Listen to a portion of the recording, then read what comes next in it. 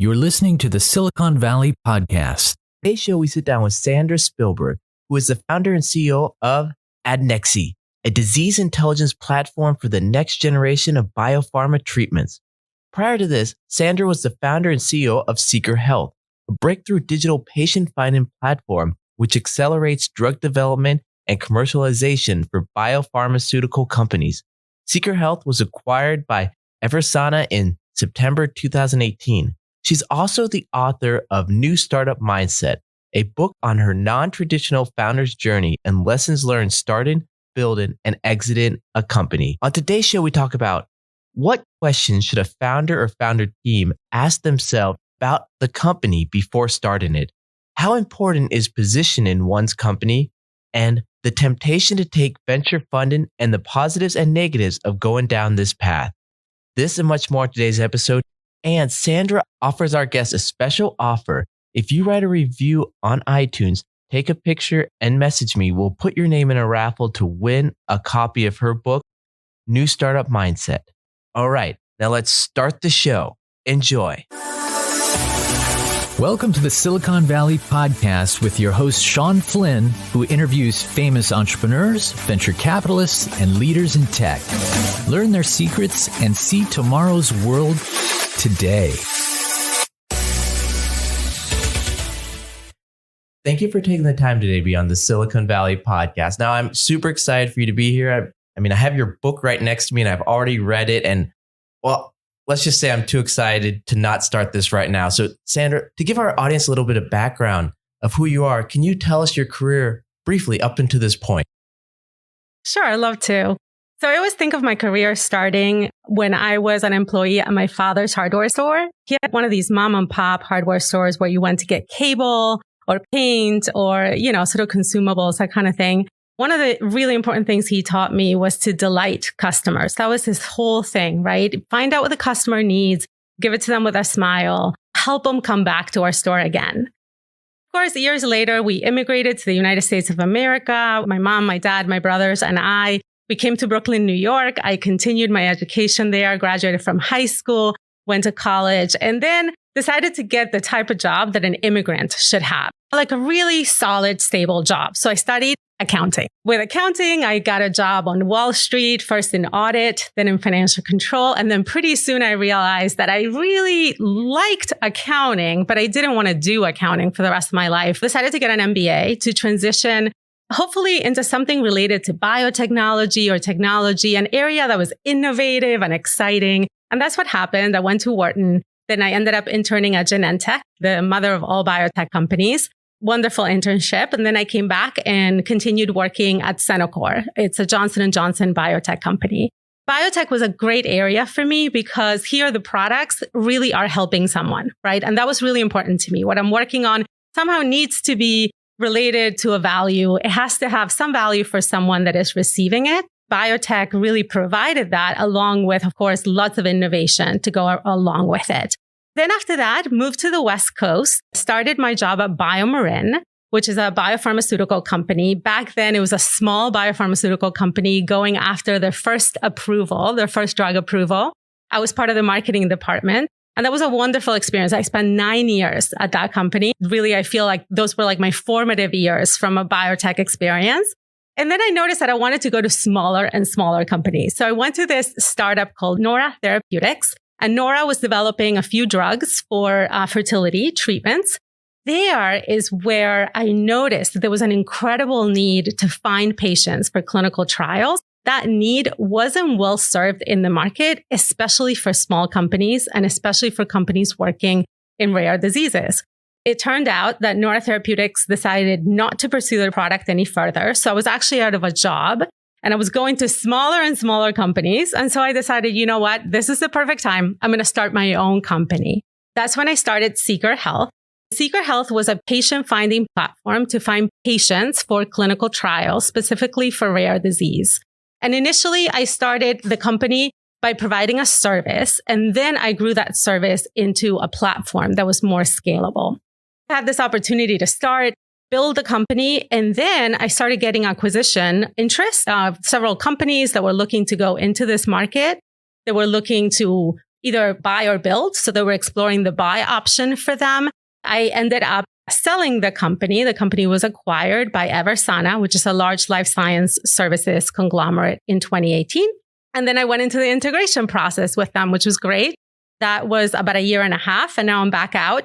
I had learned so much in this process of starting, building, and exiting that I was really motivated to write a book. And that's why I wrote this book, New Startup Mindset, 10 Mindset Shifts to Build a Company of Your Dreams. One of the things I realized specifically in that time was that I had done almost everything differently than this Silicon Valley formula, in quotations, and that it was important for me to show other aspiring entrepreneurs, current founders, a different way to do it. So that's why I wrote the book.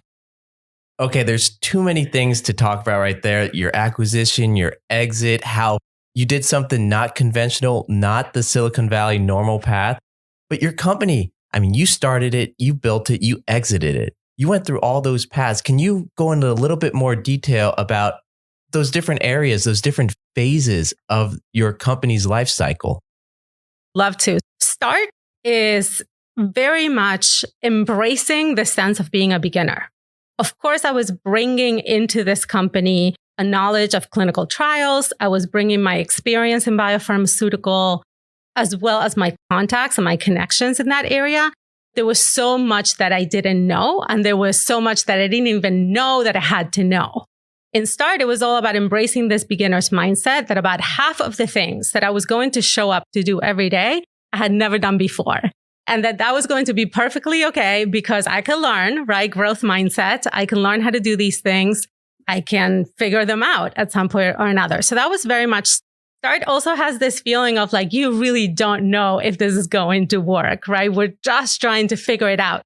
In Start, really one of the key things is to find the product market fit, right? What is it that my customer really needs? I think my customer needs patients to enroll in a clinical trial. I think they want to find them on social media, but how do I really turn this into a product that they want to buy and they want to buy it now, right? Without a lot of competition. So that's what's happening in Start. In Build, by then, we solidified a product market fit. Hopefully we have a product that we're taking to market. And now we are replicating that process of selling and delivering the service product. Build becomes sort of more of this marathon, right? Where you're trying to get more and more customers to buy what you're offering, continuing to get feedback from them and adjusting as needed. But really it's more of like a replication effort of like, this year we had 10 customers. Next year, let's have 30. The next year, let's have 50, right? And so forth. Exit is its own whole thing. And it's a very exciting process. I think it's the process that requires incredible self-clarity as to whether or not this is the right time to exit the company. I exited my company in year 3. It's considered generally relatively early. It takes much longer generally to build a company. For me, I really had to go through this whole internal process that was facilitated by a coach where I'm thinking through, is this the right time to exit this company? Or do I want to continue building it? Or do I want to bring in other financing options into the table? There's sort of this component of parting at some point with the creation and letting it live on its own. So my company, Seeker Health, now lives on its own without me, which at some point would be considered an impossibility, right? How can this company operate without me? Its creator. But at the end of the day, I think the exit is all about that. It's enabling the company to operate without the founder. Even before the Start, Build, Exit, were there any times where you're asking yourself questions about the company? And what were those questions? And maybe, I mean, does founders teams, should they ask themselves questions before they start? Yeah, absolutely. I think you should definitely ask yourself some questions.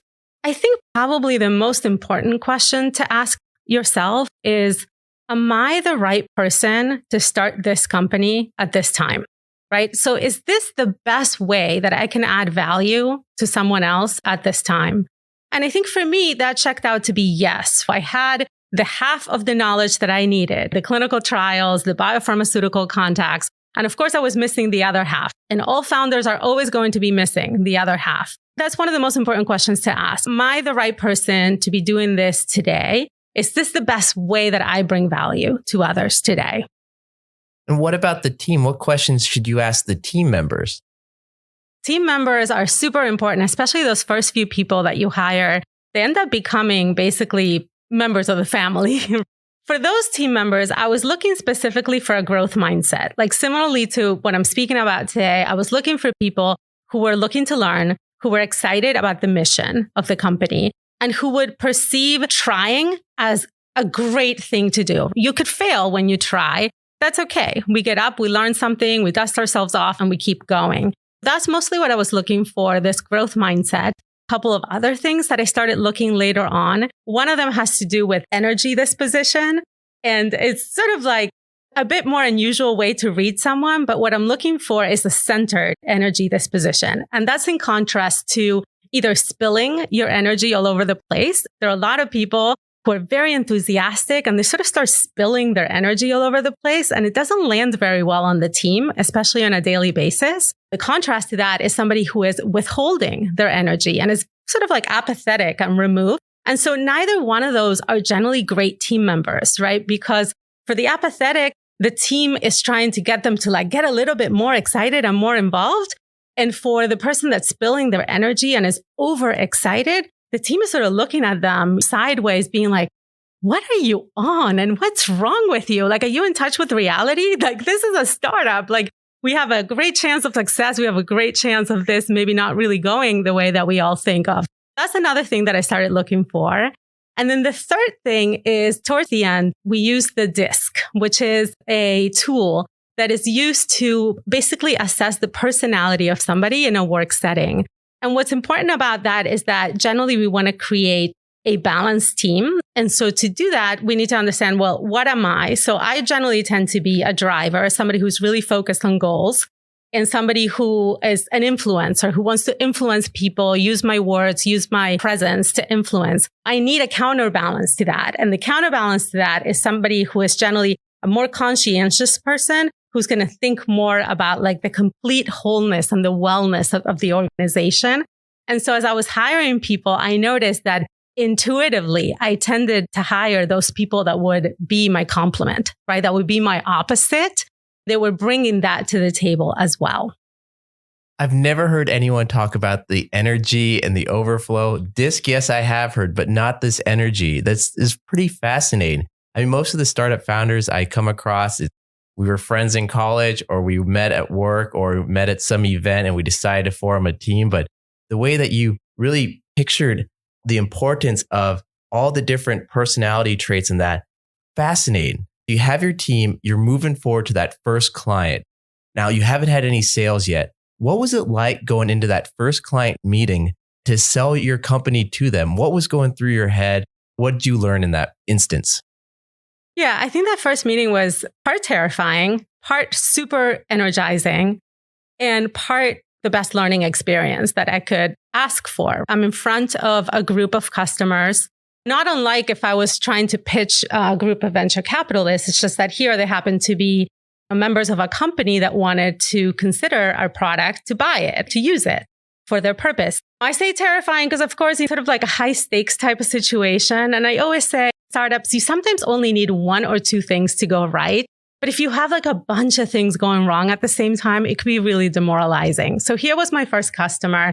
I really, really want this to go right, right? So that's kind of, I think, where the terrifying part comes, because I wanted to go right. Also, it was extremely energizing because here I am. What I created, right? What the team is creating, what I'm creating is now in front of a legitimate company who is actually considering this for use.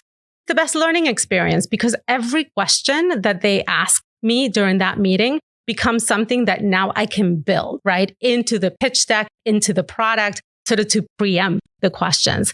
And after I've done a couple of those types of meetings with customers, then whatever I'm presenting is a lot more solid. So I was looking at it, this first meeting, mostly as a learning opportunity for me to say, well, what does this customer need? Where are we getting stuck on questions? What else do I need to build into my service and product to make this go smoother the second time around? That first customer bought what we had to sell. And not only did they buy it, they used it for 2 years, right? So they were one of my longest standing customers because usually clinical trials turn over. So generally, like our product life cycle of enrolling a trial might be more like 6 months to 9 months. But they ended up using what we sold to them for over 2 years. Okay, so you land the first client, you have traction. I'm guessing at that point, angels were coming up to you, possibly venture capitalists going, hey, take our money. What was happening there? Did you want to take venture capitalists at that time? Were you saying no? What was going through your head? Because most companies, even before they have that first customer, are already out there pitching for investors. I didn't pursue that route at all. I wanted to build a revenue generating, profitable company. That's what I was after. I designed a service initially that became a platform, and that service generated revenue right away. And the revenue for that service was more than enough to cover the costs of the people that would deliver the service. When that question that you're asking became really, truly relevant was about 6 months into the venture, where we figured out that we had to really offer an entire platform. We couldn't just offer the service. The service was part A of a 3-part process that we had to offer to our customers. And so that's when I needed to go build software. Building software is not inexpensive. So I had to go hire a couple of software developers to go do that. And that was the moment. But for a second, I said, well, should I go out to venture and show them we have some traction? At that point, we had 6 customers. We had revenue coming in. We had a pretty solid monthly recurring revenue we could count on as well. I said, well, should I? Should I or should I not? I decided not to for many, many reasons. I write all the reasons in the book. I'm going to highlight a few just here. One of the reasons is that it didn't seem to be a good use of my time. I had at that time a close friend who was also starting a company, and he had to go on 70 meetings to get 2 venture capitalists to give him funding. Now here I'm an immigrant woman, first-time founder. So how many meetings will it take for me, to go on? If he had to go on 70 to get 2, then how many do I have to go on? Maybe it's not true. Things are changing, and it's very dramatic. I think the change that is happening right now in terms of investing in female-owned businesses. To me, it just didn't seem like a good use of time. It seemed like instead of approaching 70 venture capitalists, I should approach 70 biotech companies, because my win rate was much higher there, right? And they would actually pay me money to deliver the service without taking any equity in the company. And so to me, that seemed like a much better deal. The second part of it was that at the end of the day, venture capitalists are looking for a return on the business. And that was one aspect of what it meant to create this startup. But the most important aspect, the main reason why I was doing this, was more mission driven. Like I wanted to create a technology that would bring efficiency to this process of finding patients, especially those with rare diseases and cancer, for these clinical trials, because these clinical trials end up producing life-saving medications. And the quicker we get that clinical trial enrolled, the quicker that drug reaches that patient that might need it.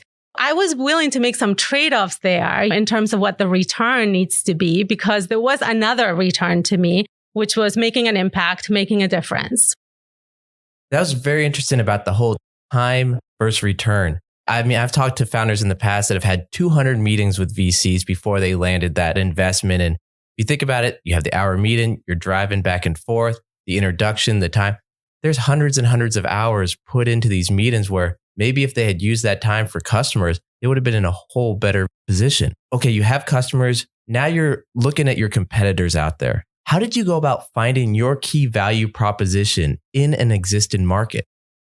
The main aspect there was to really think very carefully through positioning the company and through the segmentation that was available there. And there was a very interesting dynamic in the market that I started to find out by actually talking to my competitors and trying to get as much information as I could to understand where they were operating. And here's the dynamic. Most of the companies that call themselves clinical trial enrollment, they didn't want to enroll rare disease studies or cancer studies. Why? Because they were harder. They were more difficult to enroll. They wanted to enroll depression studies. Pretty much everybody has depression. They wanted to enroll asthma studies. That's what they wanted to enroll because there's so many patients and they're much easier to find. That became part of the attribute that helped us differentiate.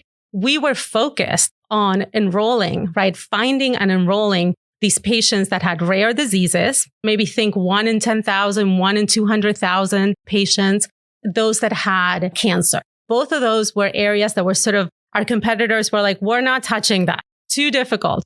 And so here comes a startup and says, we're going to go right in there. And rare diseases to me was not scary at all because I had worked in rare diseases, right? BioMarin and Nora Therapeutics were both rare disease companies. I had worked in them combined for a period of 10 years. I knew what these patients needed. I knew how motivated they were to be in a clinical trial when many of them have very few options for treatment. That's what really helped the differentiation. So sort of the bottom line is there might be competitors in the market, but look very carefully because there's usually a portion of the market that they don't want to serve. It's either maybe they don't want to serve very small companies, or they don't want to serve very large companies, or they don't want to serve companies that are doing this type of program or that type of program. So that segmentation becomes really crucial to do early on to say, well, we're going to play here where these people don't want to play that much. Then therefore our competition will be less until they wake up to the fact that this is a thriving market. How important is it as a startup to position yourself? What insights, what advice, thoughts can you share on this? This is super important, I think, to position the company because many times when we see the success stories, right, like Facebook, the Googles, the Zooms now, we think that they work for everybody, right? That they provide their service for everybody that is out there, right? All 8 million people in the globe. That is not true, especially when you think about how each one of these companies begins. Even Facebook, it began on college campuses, targeting a specific age demographic, targeting a specific behavioral profile. It's very important early on to find that group of consumers, that segment that acts the same way and is most likely to adopt the product or service as fast as possible. All companies should do that, especially in the beginning. Once you start to grow, you can say, well, okay, like for Seeker Health, we were really well positioned for emerging biopharmaceutical companies working in rare diseases and working in cancer. Well, now that we're growing, we can grow. We can go after Pfizer. We can go after those others. But it's very important in the beginning to get traction, quick traction in a group of customers that really needs what you are offering today. Now, many startups, they want that funding so they can go out and hire as many people as possible. They want to grow a team. In fact, a lot of people brag about, hey, I'm going to increase my company by 20 employees next quarter and we'll have 100 employees by the end of the year. It seemed like you did the exact opposite approach. You tried to keep it as small as possible. And in fact, I remember hearing you're hiring blank slates. Now, can you talk to us and give us a little insight of your hiring and once again, do the opposite of everyone and instead of grow as fast as possible, keep it as small and as, family as you did? Let's start with blank slate. Blank slates are these individuals that perhaps do not have all the experience that is required to take on the job, but they're smart, they can learn fast, and they believe in the mission. And they think that working at this company is a good thing to do with their limited time on this planet, right? So that's what I consider a blank slate. Probably the opposite of a blank slate is an adult in the room, which is where a lot of the startups at some point tend to hire very expensive managers, leaders that are going to know what they're doing because they probably have done it before. Because I was bootstrapping the company, I certainly didn't have money to hire adults in the room. But I didn't want them necessarily either at that stage in the company. I found that the blank slates, these people that were really hungry to learn, were really excellent growing with the business. And to some extent, what we were doing at Seeker Health wasn't really being done anywhere else. So it wasn't like I could write a job description that said, I need this prior experience, and that prior experience would exist. It really didn't exist. At the end of the day, blank slates was what it was all about. Now let's go to the numbers. Every time I would go to these sort of like startup or founder type of meetups, people would always ask me 3 questions. How much money did you raise? 0 was my answer. Who did you raise it from? No one. And then how many employees do you have? As few as possible. There's sort of like this sense that more employees mean more traction. There is a perspective that if you are building a company and now you have all these seats filled, that now the company can move much faster, traction in the market. But it's not always right. I was trying to build here a revenue generating, profitable company. So for me, it was very important to keep the team small, to give them really broad jobs that would make them really excited, that they were learning so many different things in this job that they could take on, of course, to their next step in their career. That's really what I was looking for. So that's why the team was small. Okay, now let's move to the exit, that acquisition, because you were getting a lot of offers at this point. What did that process look like? How did the conversations even start? The first conversation started with a former colleague who was running a marketing communications firm. He approached me and said, we are looking to go into this clinical trial patient finding space. We are interested in seeing what you have with the intention of contemplating acquiring it.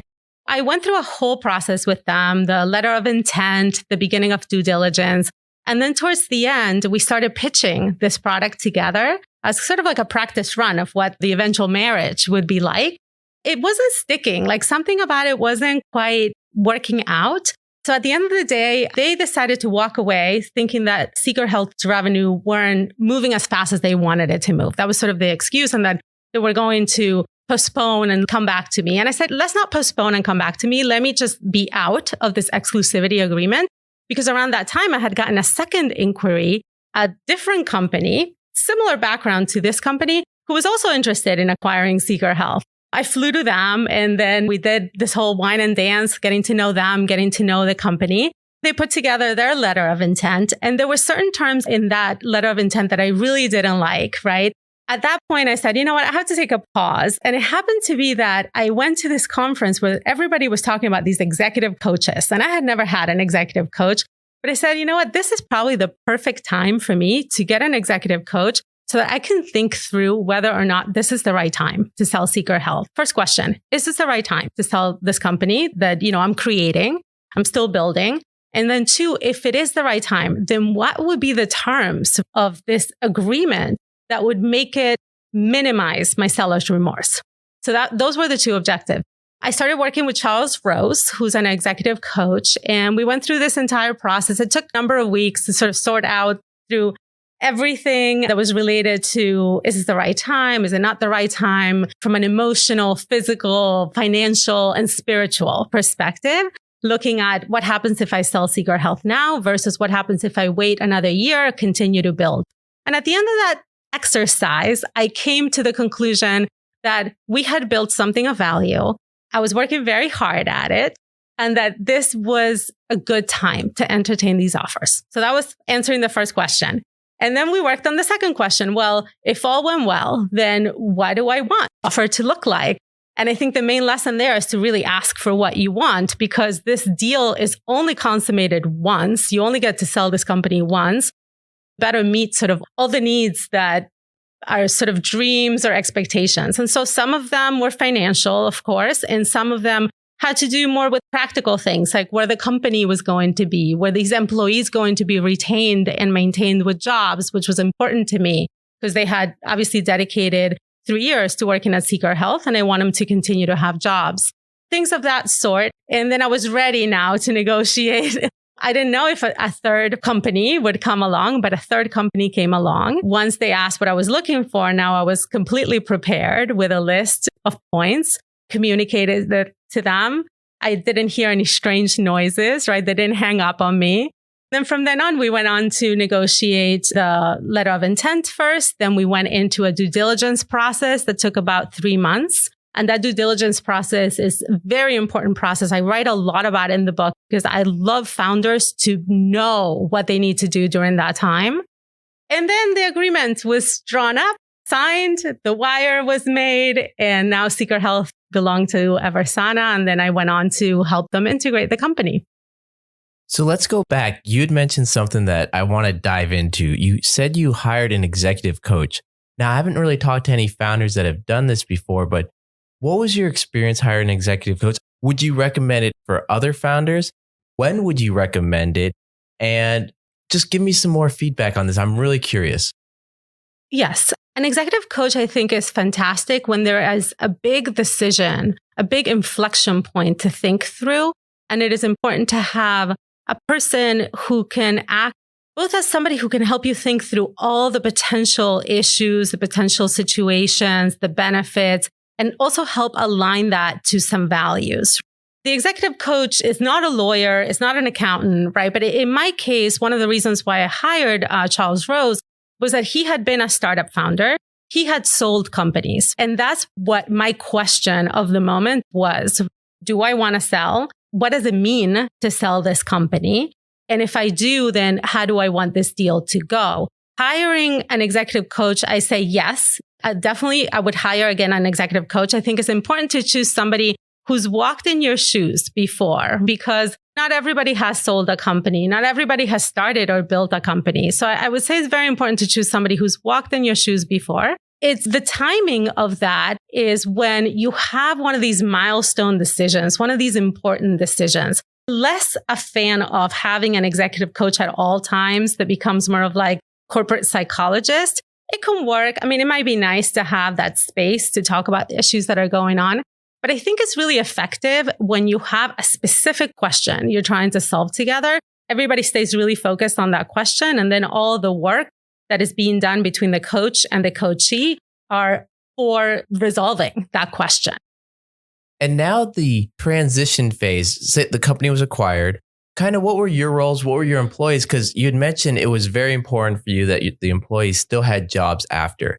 What was that transition period like, that integration period?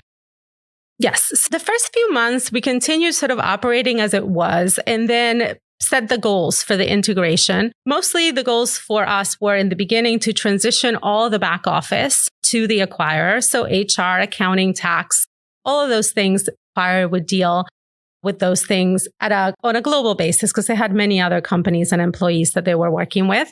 And the second part that was really important was how do we extend the power of Seeker Health to the current customer base, right? Our acquirer was a large acquirer, had many, many customers that could use what Seeker Health had. That became the main point of the integration.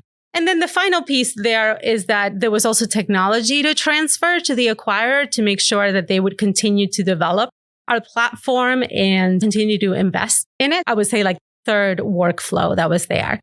All of the employees retained their jobs. We also hired a couple of other people. We began to hire the adult in the room.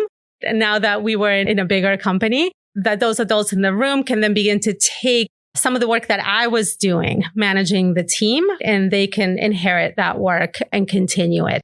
That was the integration. It's interesting, it's sort of like, it's seeing my creation, the team's creation now be in the hands, right, of sort of like a more stable, bigger parent. That's kind of like the feeling to it of like, here's a bigger company that is incredibly more stable than a startup, even 3 years in, who will take this and now will grow it. I did that for about 18 months and then I left in April of this year. And you'd also talked about the due diligence being very demanding for being acquired. Can you talk a little bit about what happened in that due diligence process? Yes. After the letter of intent gets signed, generally the companies will begin their due diligence workflows. And generally due diligence is in both directions. The acquirer will do a very extensive search and audit basically of the acquiree. But then the acquiree also gets to do some due diligence on the acquirer to make sure, let's say, that they have the cash that they're talking about to acquire your company and so forth. I'll speak mostly about what I had to present to the acquirer. Think of these workflows as a complete audit of your company. Anything that's pretty much ever happened to the company that has a signature somewhere needs to be presented back for review. There is a way to prepare for this from the beginning. 5 years into the company, it's sort of too late to start organizing all of the information that is needed for the due diligence. But if we're doing it as we're going along and building the company, then it's much easier. Acquirer is going to be looking for all the information, right? The articles of incorporation, anything that had to do with stock issuances, with directors, with minutes, all of those things. They're going to be looking at the technology itself if you are selling technology, and auditing that and seeing if they can continue to grow and maintain it. They're going to be looking at every contract that the company has ever engaged in. They're going to be looking at every employee. They're going to be looking at every invoice that has ever been sent out of the company and into the company. Basically, bottom line for founders is that it's really important to be organized, right? This information needs to be organized from the beginning. It's really difficult to go back 5 years, even 3 years, and then put all this together. So from the beginning, organize your folders.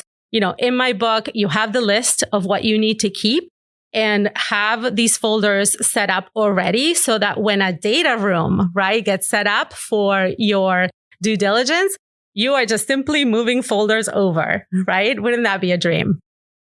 Going back to your book, there's one part in it I remember that you said, allowing yourself to be found. Can you talk a little bit more about what you meant by this? It means that you are out there, right? In some way, you are out there showing what your company is doing, showing what the company stands for, showing some of the progress that the company has made so that companies can find you. I mean, for the most part, the acquirers that came my way found us in some way in the market. The first one, of course, I had more of a personal connection, right? So he already knew that I was working on this. That's a different story. Companies number 2 and number 3 in my case, and then the number 4 that came about, found us in the market. We were either going up against them, trying to win similar business, or we were working with a company where they were providing a different service. So we had the same customer and we're providing service A and they're providing service B. So they found us in the market. So that's what I mean by allowing yourself to be found. Be visible, allow others to find your company.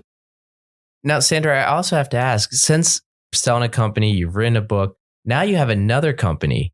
How is it different now from before where that first one you formed? I mean, you bootstrapped and it sounded really like you had nothing in the bank.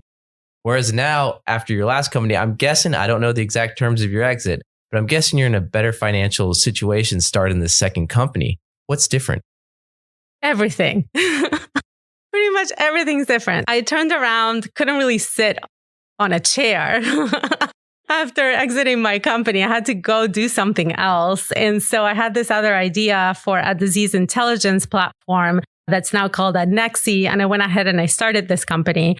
And pretty much everything's different because with this one, I do have the luxury of taking more time to develop a product that can be a platform right away. And so that's what we're doing. We're skipping through let's provide a service first because I need money to come in to buy the developers.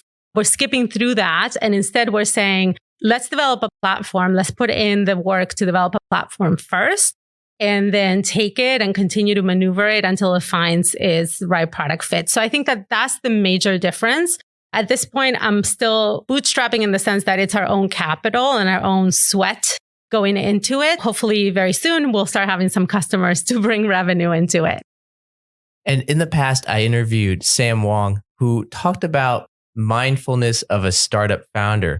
What was your experience? Because in your book, you also talked about the mind-body burnout. Can you elaborate on this? Mindfulness is incredibly important. I'm a huge fan of the topic. And I think when I reflect back, at the same time as I was growing as a company founder, I was also growing my abilities to be more mindful and use the right tools to reach that mindfulness. The job of a founder is pretty intense. It's lonely at times. It's incredibly demanding. It is full of uncertainty. It has so much uncertainty that it is prone to create anxiety, right? Because anxiety is generally that, not being able to control the future or know what's going to come. Mindfulness becomes incredibly important for founders to find a way to calm down, to relax, to be in the present moment, to appreciate what that moment has to give us. This is a long road. It requires daily, weekly, and monthly recovery. And mindfulness is part of that recovery. Huge fan of mindfulness. I think the more that we practice some of these tools, the better we are in approaching what's in front of us. Basically, at the end of the day, as founders, we're trying to use our time, our body, our skills to create something. And that creation process is intense on its own. There is no way to do it in a way that isn't intense. And so what we need to recognize is that it is intense and that we need recovery from it on a regular basis. The best part about this book is, from my understanding, you're already thinking about your next book that you're going to write. Now, we are going to have to get you back on for the launch of that. But for our listeners out there, can you give us some little teasers maybe of what you're thinking of writing about and the knowledge you're going to share? Sean, I have 3 ideas. That's my problem. I have to choose one now. One is a follow-up to this book called Founder's Dilemma. And in that one, I want to go deeper into some of these key decisions that founders make early on in the setup of their companies and help bring some data, help bring some examples into what the choices are and why would you make one choice versus another, right? These are things like, should you have a co-found? Should you raise capital? Should you run a profitable company or spend all the money that you get, right? Like what some of these key decisions that you make early on. Of course, many of them are changeable, but sort of thinking through how to make those first decisions. That's number one, still in the startup world. Number two is completely different. I wrote many years back a memoir about immigrating to the United States of America. It's a memoir, is sort of like, my feelings and my thoughts on this incredible change coming from Uruguay, a tiny country in South America, to Brooklyn, New York, and sort of being assaulted, right? My senses assaulted in every perspective, and sort of documenting what's happened from then and the growth, mostly the internal growth that has happened to deal with a massive change like that. So that's a memoir. And then idea number three, which I've been really into lately, is all about inner journeys. We're recording this episode during coronavirus. Most people cannot be as social as they want to be. And so there's a great opportunity to turn all that time and energy and go inward. This book, I would describe 7 different techniques to go inside of yourself to find generally that wiser, deeper part of you that sort of knows what the right answer is in most situations. But many times we're too busy listening to that part. That's the third idea, Sean. Well, I look forward to finding out which one of those 3 you choose, or if you decide to launch all 3 on the same day, who knows? But if anyone wants to find out more information about you, kind of follow your journey and get on a pre-order book list or that, what's the best way to go about doing it? Yes, I have my website, sandrashpilberg.com. Lots of information there. And of course, the book is out wherever books are sold. It's on Amazon, Barnes & Noble, everywhere online. Those are great ways to learn more. And for our listeners out there, Sandra has given us an amazing gift. We do have a copy of her book that we're giving away to an audience member who writes a review on iTunes about this. Could be positive or negative, but a review, please be positive. And take a screenshot, email it to me at sean@thesiliconvalleypodcast.com. We'll put your name in a raffle and the winner will get a copy of the book. So with that, please share amongst your network. It encourages us to create great content like this. And Sandra, I have to thank you again for your time here on the Silicon Valley Podcast. Thank you. Thank you. It was great to be on it. Thank you for listening to the Silicon Valley Podcast. To access our resources, visit us at thesiliconvalleypodcast.com and follow our host on Twitter, Facebook, and LinkedIn at Sean Flynn SV. This show is for entertainment purposes only and is licensed by the Investors Podcast Network. Before making any decisions, consult a professional.